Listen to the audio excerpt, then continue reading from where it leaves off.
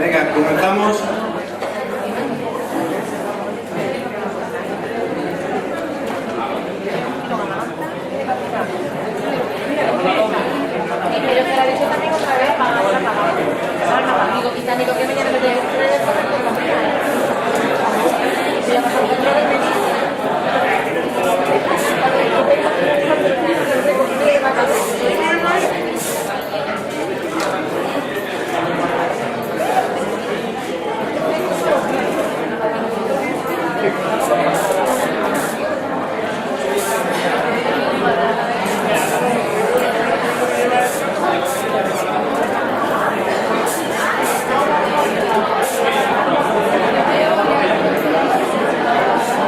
Venga, comenzamos.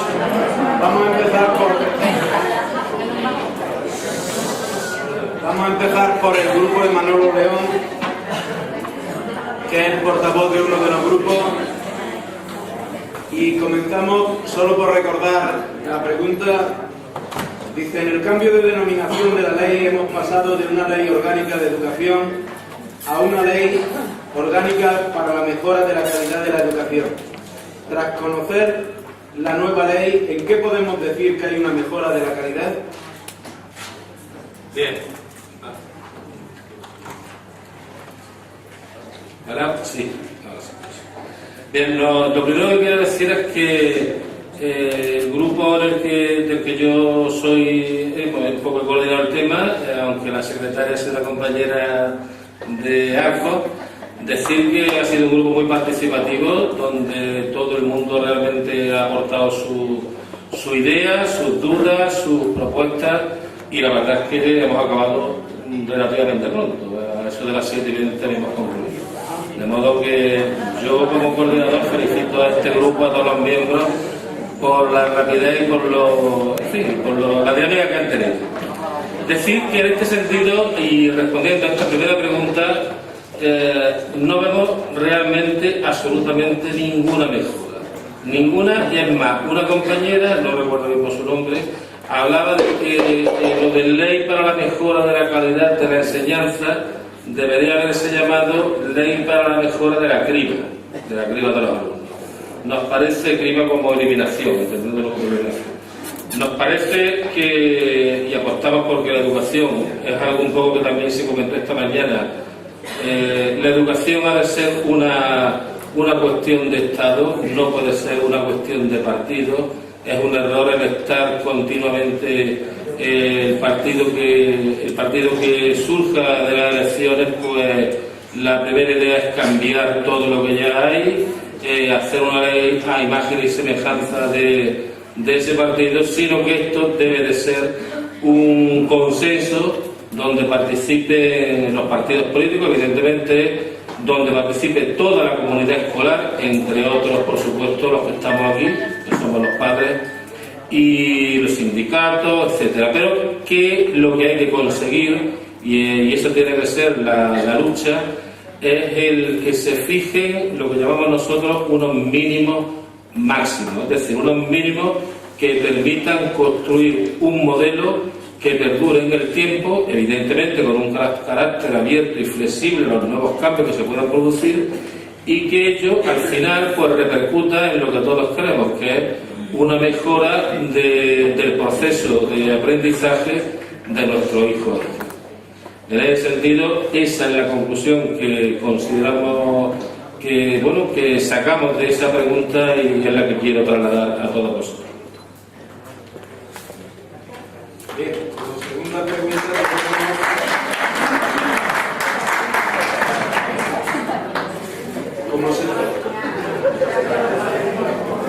como segunda pregunta teníamos que las evaluaciones finales o reválidas, ¿en qué sentido consideras que mejoran la calidad de la educación de nuestros hijos e hijas? Bien, pues ahí básicamente voy a anotar algunas cosas, pero la respuesta es que la mejoría no se nota prácticamente en ningún sitio. ¿Por qué? Pues por una razón básica y primordial, y es que esos exámenes, esa revalidad, no detectan las deficiencias de los alumnos. No se hacen para detectar esas deficiencias. Eso tendría sentido si el objetivo fuera ese, con la intención de mejorar el proceso para otros próximos cursos, para esos mismos alumnos, para otros, y entonces integrarlo de esa forma. Pero tal y como está planteado, de una forma puntual, con unos observadores externos, no tiene ningún sentido absolutamente. En un día, decía la compañera, se valora el trabajo del alumno. No tiene sentido. El trabajo del alumno no se puede valorar en un día. Eso puede ser algo muy aleatorio, dependiendo de las circunstancias de ese momento, de ese día. El tema es que tiene que haber una evaluación continua del proceso de evolución de esos alumnos, de ese grupo o de ese alumno en concreto, y a partir de ahí sí se podrán detectar esas deficiencias para que se puedan hacer unas propuestas de mejora en condiciones y que permitan avanzar en el proceso. Por tanto, nada, no tiene ningún sentido. Si otra persona, lo digo porque esto es que lo hemos visto en muchas preguntas. Al fin y al cabo no es otra cosa que es lo mismo que decía antes, esa criba, o sea, lo que se pretende con ello que es eliminar, ir echando para otro mercado, no para profundizar en la educación y la formación del alumno, sino de ir eliminando, ir cribando, y la verdad es que para hacer cribas pues se pueden hacer en otros sitios, pero no en la educación.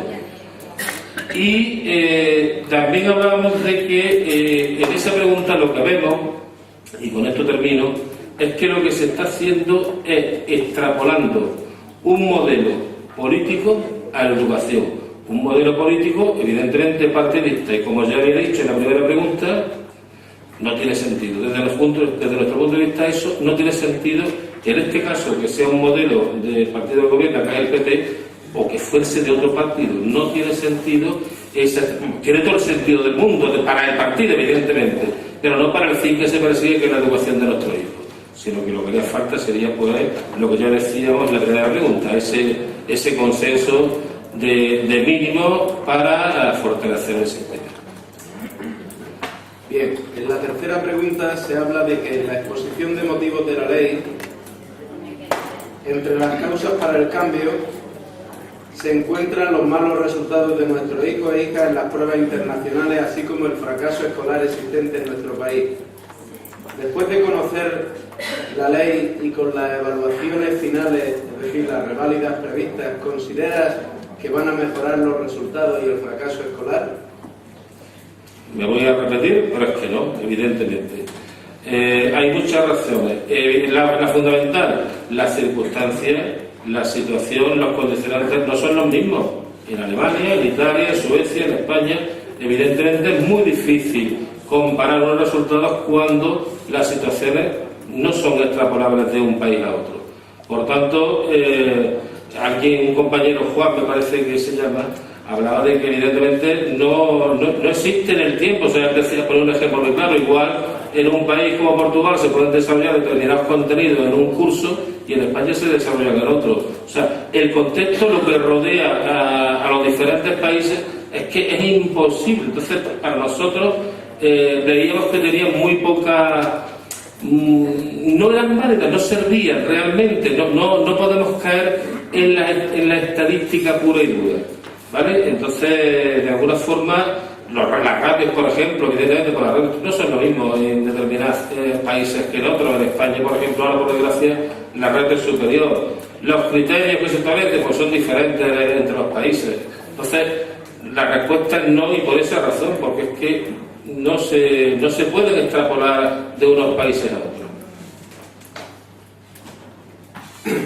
Los programas de mejora del aprendizaje y el rendimiento, que sustituyen a los actuales programas de diversificación curricular, se entienden como una medida de atención a la diversidad para el alumnado que presenta dificultades durante el primer ciclo de la ESO, pero después tienen que cursar cuarto y aprobar la evaluación final o reválida. ¿Consideras que este alumnado podrá conseguir el título en educación secundaria obligatoria?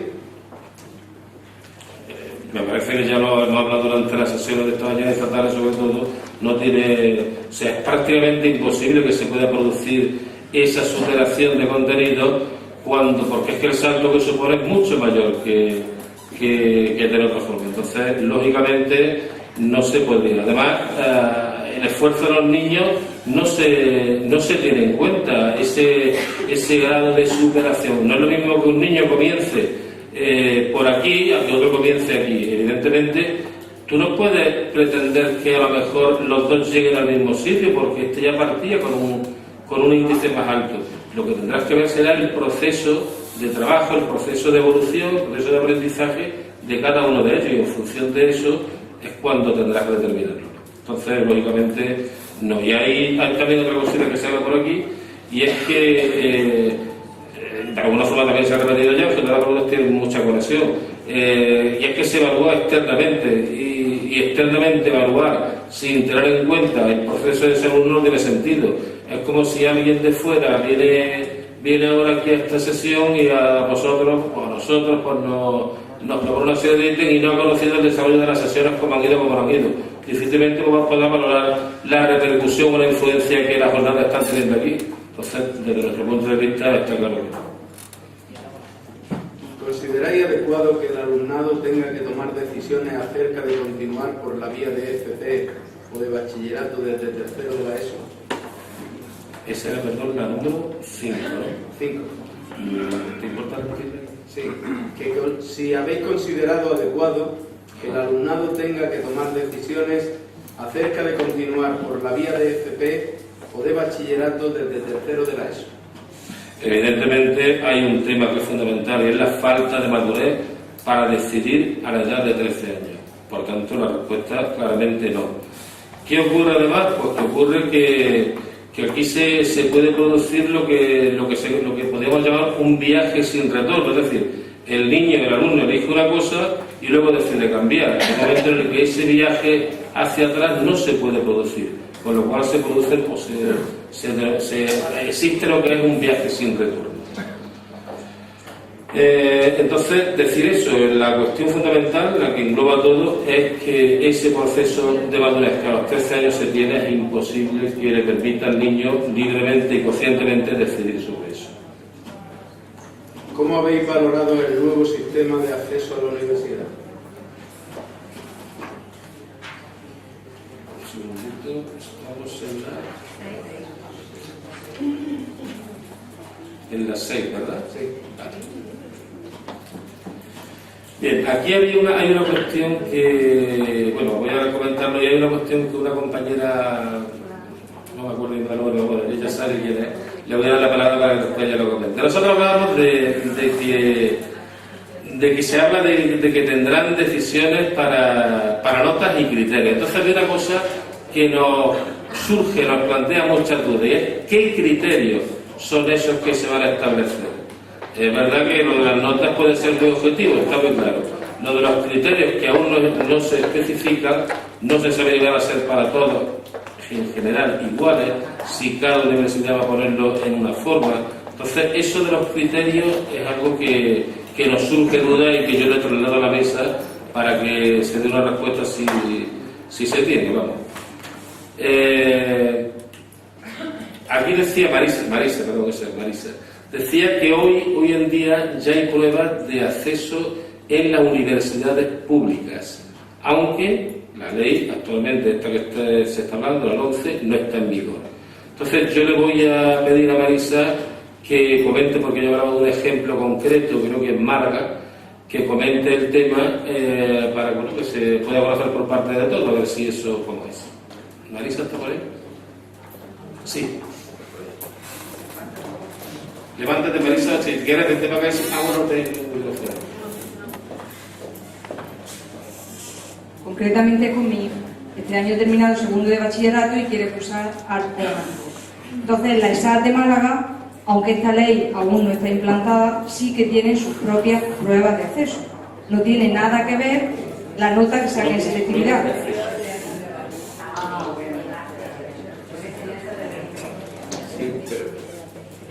Pero eso no es la universidad.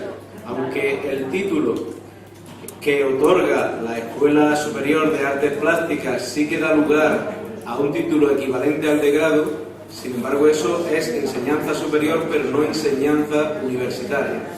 Y efectivamente, te lo voy a poner más sencillo.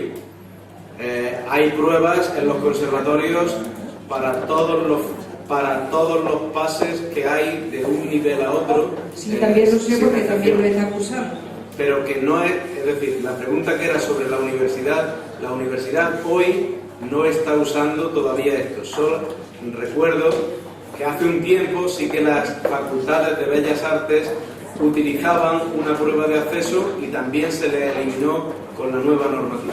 La universidad hoy no está usando ninguna prueba de acceso. Las escuelas superiores de arte, de danza y los conservatorios sí que utilizan pruebas de acceso, pero no son universidades. Aunque, ojo, tanto danza como música, como la Escuela Superior de Arte Dramático, sí que dan lugar a un título de grado que es equivalente al de lo que hemos conocido hasta ahora, una diplomatura o una licenciatura, ¿vale? Es título reconocido al mismo nivel que la universidad, pero no son universidades, ¿vale? Sí, en este sentido, Juan, un compañero, también comentaba pues que esa forma de acceso, esos criterios, las mismas universidades pues no tienen claro cómo lo van a hacer. No se sabe, o es una duda que nos surgía, si eso se puede hacer a nivel de Estado, a nivel autonómico, a nivel universitario, cómo se puede eso llevar a cabo para que de alguna forma pueda ser lo más justo posible.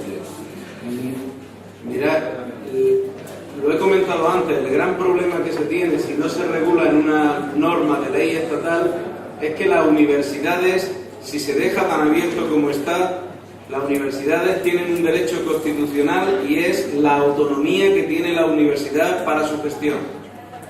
Os lo voy a poner como ejemplo, solo como ejemplo, sin abrir debate, La propia consejería se está planteando con un decreto que que tendrá luz probablemente en 10, 15, 20 días, lo que es la formación inicial y permanente del profesorado. Hoy lo que se detecta es que la formación inicial del profesorado tiene múltiples carencias. Pongo el ejemplo más sencillo y quienes sean maestros o maestras entre nosotros lo saben bien. Los maestros vienen siendo formados en los últimos 30 años por especialidades. Sin embargo, cuando un maestro llega a una escuela, sabe que muy probablemente lo que le toque es enseñar a leer y a escribir a niños de primero y segundo. Cuestión para la que no han sido formados en ninguna de las 9 universidades andaluzas. Se quiere plantear la formación inicial y la propia consejería choca con que la autonomía de las universidades le impide dictar normas sobre la universidad. Con lo cual, o se regula desde una situación de ley orgánica como puede ser la de la que estamos hablando y que ponga al menos algunos parámetros, pero si se deja en abierto, cada universidad y cada facultad podrá establecer sus propios criterios. Esto es simplemente por un derecho constitucional que le otorga autonomía plena a las universidades. Y bueno, ahí hay pues un escollo grande y el ejemplo que os acabo de poner ha estado en debate pues hasta hace unos días, porque ya el decreto que hemos dicho está para que entre en boga. Pero es un tema delicado, muy preocupante, porque se habla de la formación inicial del profesorado, que debe de ser, o se entiende que debería de ser fuerte, y sin embargo no hay manera de hincarle el diente mientras eso esté en manos de la universidad. Así que la respuesta ya es gracias. Observamos también pues que por desgracia lo que va a ocurrir es que finalmente van a estudiar, van a tener acceso a esa universidad por los que económicamente sean más fuertes y probablemente muchísimos otros se queden en el camino precisamente por cuestiones económicas. Al hilo de ello, una compañera comentaba pues que había que pagar primero la matrícula y una vez que se paga la matrícula, en función de si tienes plaza o no, ya veríamos si se te devuelve o no. O sea, cuestiones que lógicamente están o pueden hacer pues que se volvamos, hay una palabra que a mí personalmente no me gusta nada, que es al elitismo, a una selección en la que, bueno, pues se vayan haciendo grupos que se conviertan en eso, precisamente, en élite, y que sean ellos los que tengan acceso a todo. Os vamos a pedir, estoy viendo la hora, respuestas mucho más cortas porque nos quedan dos grupos. ¿Qué valoración habéis hecho acerca de que se hagan públicos los resultados de las evaluaciones finales o diagnósticas? Vale, entendíamos nosotros, voy a tratar de ser más breve, entendíamos nosotros de que esto lo que puede hacer precisamente es llegar a la valoración es muy negativa porque serviría para etiquetar tanto alumnos como centros. Por tanto, ¿qué va a ocurrir o qué puede ocurrir? Simplemente que en función del centro en el que esté el alumno ya va a tener una connotación, una etiqueta que le va a acompañar en su elección o en que las universidades lo admitan de esa forma. Por tanto, estamos totalmente en contra, porque de otras cosas lo que se puede hacer es oficializar lo que hoy en día, porque hoy en día realmente todo el mundo opinamos sobre si el colegio al que va nuestro hijo nos gusta más o nos gusta menos, y cada uno tenemos nuestra opinión. Pero es que de esta forma lo que vamos a hacer es que eso se oficialice.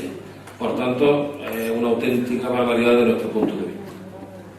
Y por último, ¿a qué creéis que se ha debido el que se hayan restado competencias al Consejo Escolar y que esas mismas competencias se le hayan otorgado a la dirección de los centros?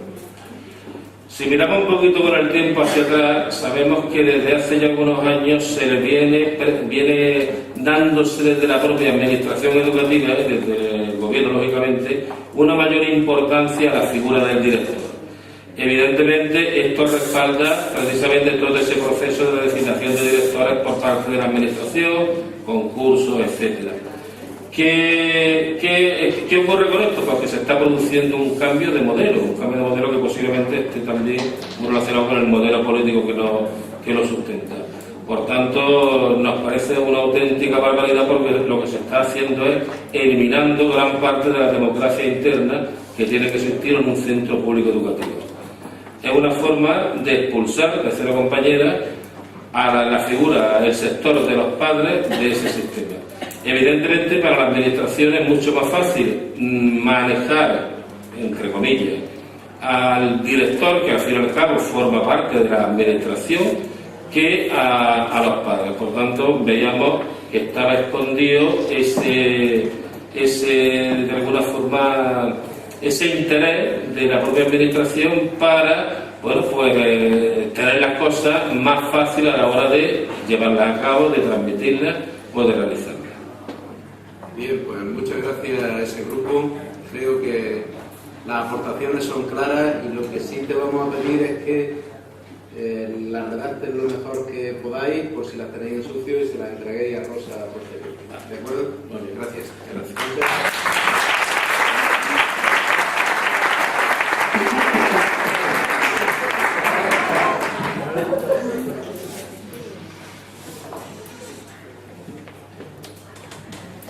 Bueno, yo voy a ser breve. Y por supuesto tengo que hablar de mi grupo, porque mi grupo ha sido muy participativo y muy temperamental y muy vehemente y muy bien, y se nos ha hecho tarde porque además como somos muy intensos, pues con la misma intensidad hemos expresado nuestras opiniones y yo como secretaria pues he recogido algunas de ellas y las he traducido. Así que encantada de haber compartido con vosotros este taller, este trabajo. Bueno, me voy directamente a contestarte ya la pregunta uno para que no tenga, porque además como en el final tenéis, pues podéis vosotros ver el enunciado. ¿Por dónde? Bueno, pues la primera directamente se considera que han elaborado una herramienta orientada exclusivamente al control de la sociedad, que olvida al alumnado de necesidades educativas especiales, que alimenta el desequilibrio, que condiciona la continuidad académica del alumnado en función de los recursos económicos de la familia, es decir, que fomenta la exclusión académica. Se mejora, parece que intenta mejorar la mano de obra especializada para el futuro, pero se olvidan los contenidos humanísticos tan importantes para el desarrollo intelectual y moral de las personas. el uso que el poder hace de la religión al imponerla en el currículo provoca rechazo incluso entre los creyentes. Es una ley meramente política que ha olvidado el espíritu formador, integrador e inclusivo de la educación como base de la sociedad. Esa es la 1. La 2. Las reválidas no favorecen nada, provocan inseguridad en el alumnado, son obstáculos que tienen como objetivo disuadir y desmotivar al alumnado en el avance de su proceso formativo. La utilización de los datos resultantes de las reválidas para la elaboración de un ranking que se hará público provocará que algunos centros pierdan alumnado y recursos. El que las reválidas sean realizadas por profesorado ajeno al alumnado pueden ser contraproducentes e impedirán que haga una valoración global no solo del examen en cuestión, sino de la trayectoria y actitud del alumnado durante su proceso formativo. Y fomentará el negocio privado de la academia dedicada a preparar para las pruebas que serán necesarias y que muchas familias no podrán pagar, obviamente. Esa es la 2. La 3. He dicho aquí al contrario, este modelo propicia la catalogación del alumnado en diferentes categorías a las que llegarán debido a la organización que la LOMCE marca en el capítulo de evaluaciones y pruebas en general. Elimina como objetivo importante el trabajar las competencias básicas, es decir, que seguirán adquiriendo únicamente formación teórica. Se ha insistido y observar que digo que seguirán obteniendo, porque también se ha hablado de que en la ley actual, aunque se habla de que hay que desarrollar y trabajar adecuadamente las competencias básicas, no ha sido así en toda su extensión. Por eso he puesto aquí, seguirán adquiriendo únicamente formación teórica. Se ha insistido en que la nueva ley no ha tocado ningún aspecto de la actual que habría que mejorar. No puede mejorar desde el momento en que es una ley hecha por políticos que responde en muchas ocasiones al objetivo de neutralizar o anular intereses nacionalistas, porque se ha sacado también el tema de que el tema de las distribuciones horarias se ha hecho con un objetivo, entre otros, de evitar que, por ejemplo, en Cataluña pues, puedan tener tiempo dentro del currículum obligatorio para poder dar la asignatura de la lengua catalana. Entonces, por eso es resumido diciendo que se ha hecho en ocasiones con el objetivo de neutralizar o anular intereses nacionalistas. Esa es la 3. La 4 no contempla la atención a la diversidad, se insiste, porque además, si os habéis dado cuenta en el transcurso de los debates que habéis tenido, pues se vuelven a temas, y es que todas las preguntas, de alguna manera, todas las preguntas encontramos argumentos que se repiten una y otra vez.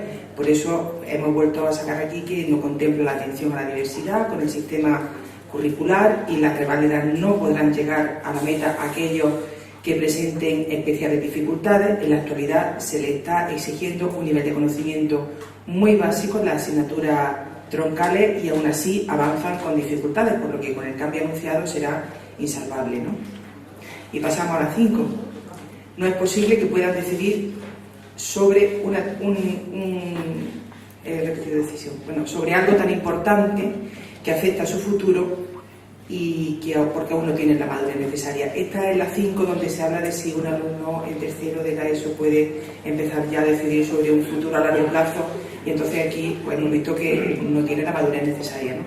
Tampoco el itinerario garantiza que puedan elegir los estudios universitarios con tanta anticipación, además de que no dan opción a reconducir dicho itinerario en caso de que no sean los idóneos. Es decir, que no acabamos de entender a qué se refiere el Gobierno cuando habla de potenciar el talento. Aquí en el tema del talento, aunque hay una definición según el diccionario de la Academia Española, pero claro, está aplicado con cierta intencionalidad, y entonces aquí ha habido algunas interpretaciones que no han coincidido, y entonces no acabábamos de entender a qué se refería el Gobierno cuando hablaba de potenciar el talento. Un sistema que condena a las personas a una especialización desprovista de cualquier posibilidad de poder adquirir conocimiento amplio para poder diversificar la actividad profesional en el futuro. Hay también un rechazo total a que se nos impongan desde el gobierno central y por razones nuevamente políticas, que es lo que han de estudiar nuestros hijos e hijas desde tan corta edad, desde tan jóvenes. Y pasamos al sexto. La primera expresión que ha emitido todo el grupo, o la mayor parte del grupo, ha sido fatal, porque preguntaban, ¿qué opinas? ¿Qué preguntaban? ¿Cómo valoran? Efectivamente. Y entonces la mayoría ha dicho, fatal. Lo valoramos fatal. Se ha destacado el carácter mercantilista y afán recaudatorio que la universidad hace del derecho a examen del alumnado. Otro objetivo es controlar la selección del alumnado, controlar por parte de la universidad la selección del alumnado, evitando a los poco competitivos y con pocas o escasas competencias. Es decir, que están intentando establecer un sistema excluyente y discriminatorio. Y pasamos a la 7, que es muy breve, porque todos coincidimos en lo mismo, y es que provocará la creación de guetos. El tema del ranking, ¿no?, de la publicación de los resultados. Y en la octava era ya el desparrame, donde cada uno decía lo que quería, ¿o no? La octava es a que crees que debe... Sí, es que aquí ha habido un desparrame. El restar competencia al consejo. Ha habido un desparrame porque como recuerdo que hemos sido muy intensos en todas las discusiones anteriores, pues aquí se ve que el personal ya como que quería cerrar el capítulo y entonces no hemos peleado ni a las 9, ¿no? Y entonces hemos mezclado un poco las cosas. Además ha habido una intervención de un director y que estaba vinculado también, total, que yo voy a hacer un breve resumen de en qué ha quedado la 8 y la 9. Y hemos dicho que los centros educativos tienen que estimular, a pesar de que diga lo que diga la LOMCE, que excluya de cualquier modelo de participación a las familias, que los centros educativos tienen que estimular la participación de las familias, pese a que se prescinda de ello en la futura ley, que nos necesitamos para que el alumnado pueda progresar adecuadamente y alcance en la medida de lo posible el éxito escolar.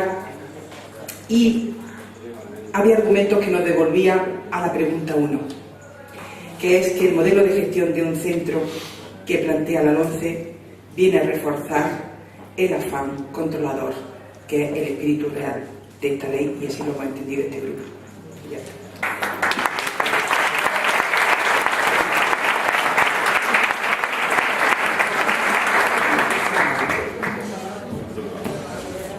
Sí. Bueno, realmente yo sí voy a ser breve, principalmente porque la mayoría de los argumentos coinciden con lo que han dicho nuestros compañeros y no vamos a reiterar un poco más cada pregunta con prácticamente igual, aunque sea con otras palabras. Pero sí queríamos hacer hincapié en algunos puntos que ha habido especialmente debate y en el que se había consenso. Y por centrarnos, nosotros hemos empezado como bien disciplinados por la pregunta octava y poco por recordar. Entendíamos que la pregunta que creemos que que haya realizado competencia del Consejo para ser el directivo, entendemos que es un claro intento de control de la Administración sobre la organización de los centros, que resta democratización a la comunidad educativa y que fomenta la sumisión del equipo directivo a los nombrados prácticamente directores. Ahí vemos que es una clara intervención de la Administración que no se daba desde hacía mucho tiempo de la enseñanza y que hasta ahora no sabemos cómo la comunidad andaluza va a administrarlo en ese porcentaje que tiene. Esperemos que nos siga dando participación a la familia en el Consejo Escolar.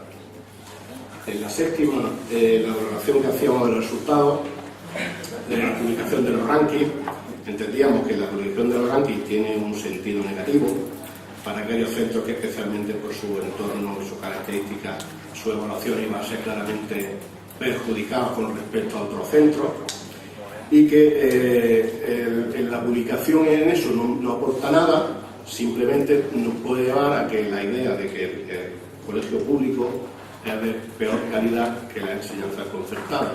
Claramente por ahí entendemos cómo va la publicación de los rankings, porque no se ve otro sentido. De las familias de por sí tienen otros medios de elegir aparte de eso. En la sexta, como el primer compañero que ha puesto, pues no nos hemos llegado a un consenso en cuanto a valorar nuevos sistemas de acceso a la universidad, porque nos faltaba información, había diferentes posturas, no teníamos muy claro, y la hemos dejado para que luego la mesa, si teníamos tiempo, que ya lo que no pudiera aclarar, que ya nos aclaraba algo. En general, en el resto, pues son similares a lo que los compañeros lo han dicho. Como norma general entendemos que la ley en sí no aporta nada, que el nombre de mejora de la legalidad está hecho un poco para darle sentido a reformar la ley, a actuar, y que lo que sí claramente va para discriminar entendemos, al centro público con respecto al centro concertado, a los alumnos que puedan necesitar un mayor esfuerzo para superarse y que se va a ver abocado a otras líneas que ya de por sí le van a facilitar. Y entendemos que no tiene ahora sentido remodelar otra vez la educación con respecto a lo que hay, que se puede mejorar lo que hay, pero no por este sentido, solamente eso.